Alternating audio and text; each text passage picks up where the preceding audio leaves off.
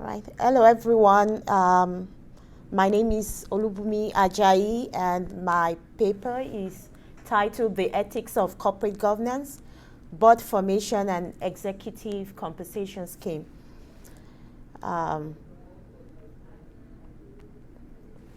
So we know today, in today's world, ethics, corporate governance, they are popular cliche that fly around in the corporate world. Every company is talking about ethics, corporate governance, but the question is, are they actually doing what they claim to be doing? And so we'll look at the what corporate governance is according to Shola Gregg, is the totality of mechanisms and systems by which organizations are operated and controlled. The principle of corporate governance identifies and clearly lays out the responsibility of every stakeholder connected to the organization. So, but not until the year 2000, before ethics came under, most companies came under scrutiny. Everybody actually started critically examining what companies were doing, especially with the case of Aaron, the What.com, and the Tyco International Company. They were cases that really stunned the world because of the enormity of the transactions that went behind the scenes, and a lot of people fell for that without knowing what was actually going on. Like in the case of Aaron, what happened? The company started as a natural gas company, and it was what made it really surprising was that Aaron, the company, was one of the best places to work in America, the seventh largest company, and according to Forbes and Fortune, they were one of the best companies in America. But what happened in 2000? They declared revenues of $100 billion, and then just barely a year after, they declared bankruptcy. So what could have gone wrong within that short period? And the truth was that they were cooking the books. The books were being cooked, and more baffling is the fact that they were cooking the books with highly respected financial companies. The auditing firm was Otto Addison. You had companies like Citibank, JP Morgan, all involved in this scam, and so it was like the biggest scam of that decade.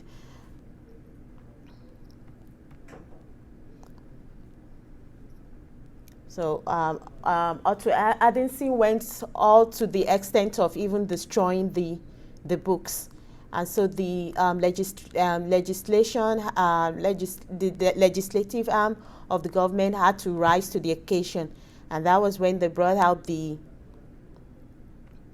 Sarbanes-Oxley Act. They brought it out, and what the act did was to try as much as possible, even though as much as possible, to protect investors, protect shareholders, as well as protect employees, because in the Aaron's case, employees were also affected. The top executive at the time when, before they knew that the company was going to crash down, and then they were selling their shares, but they were encouraging employees to buy more shares. So that was very, very unethical, because at the end of the day, the employees lost everything that they were buying shares with their the money they could have kept for themselves, and at the end of the day, the top executives made money and the employees lost out. So the act that was that the legislature enacted, one was to make sure that because I think the CFO as a then claimed that he didn't know what was happening. So how can you as a CFO not know what's happening in your company, in your books? That's totally so wrong.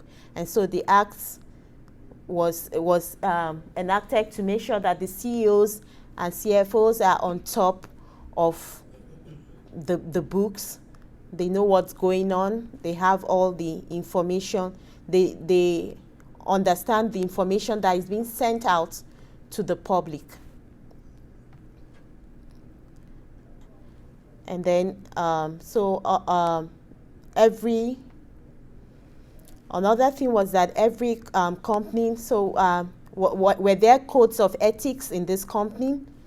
Yes, Enron had codes of ethics, but most of these companies have those codes that top management think they are above those codes, and those codes are just for the employees, and nobody, of course, there's nobody to check them.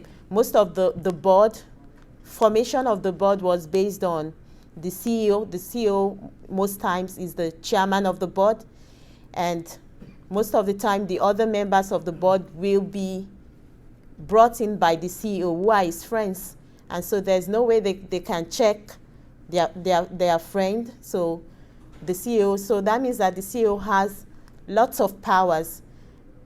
And so the question is it doing, well, it's always very difficult when you have so much power. Most likely you are likely to abuse it. So there need to be check and balances for you to make sure that it's more ethical, that you're doing you're doing the right things. So what another thing that the act does is to make sure that the company has more independent members on the board. And when we talk about independent members, that's individuals that have no material relationship with the company. That means you can't be involved, you can't be a consultant to the company, you can't have more than 5% of shares in the company. So that way, we're sure that everything you're doing is in the interest of the shareholders and not for your own personal advancement.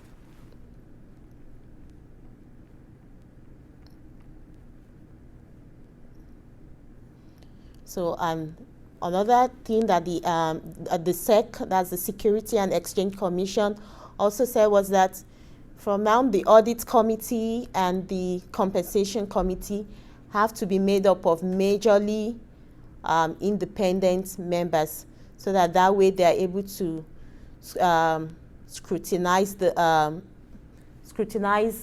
everything that is going on without influence from the executives.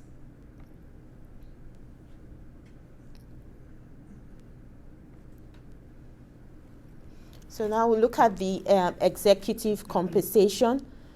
And so you see sometimes most of the CEOs, the top management, they are the one who decide what they get compensated with.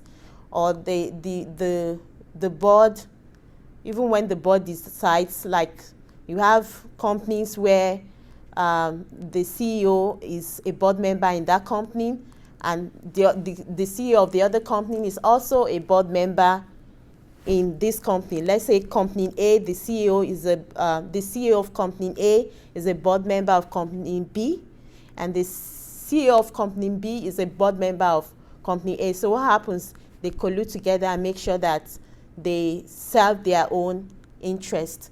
So, but what the act has said is that compensation should be decided by the independent members.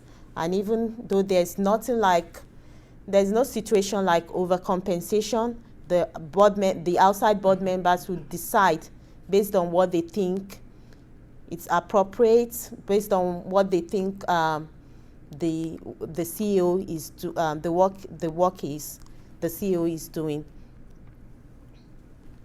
So we have types of compensation: base salary, stock option, stock grants.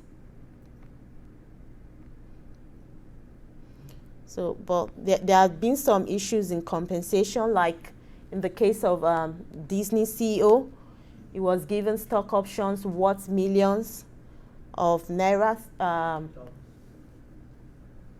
of dollars, thank you, of dollars. After 5 years, he cashed on his options, made $680 million. And then the years after, what happened? The stock plummeted, and so the employees didn't have the shares dropped, but he already made his money, and he went on enjoying his largest. And we also have cases of misrepresentations as well, like in the case of Xerox, because the chairman and the CFO had targets to meet, they colluded with the financial company KPMG and gave misrepresentation so that the stock of the company went really high. That way they were able to, so the deal was that meet your target, then you'll be able to exercise your stock option. So they colluded with the financial company, gave false information, and then the stock went up.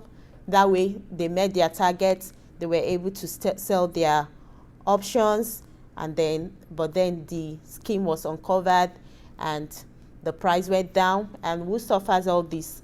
The shareholders do, because they've invested they invest hoping to get returns, great returns, but then you have this executive cook up the books for their own selfish interest. So companies are set up, so in conclusion, companies are set up to make profits, and the only thing that could help is the act that the legislation has brought out, though might not be so perfect, because of course everyday people try to look for loopholes to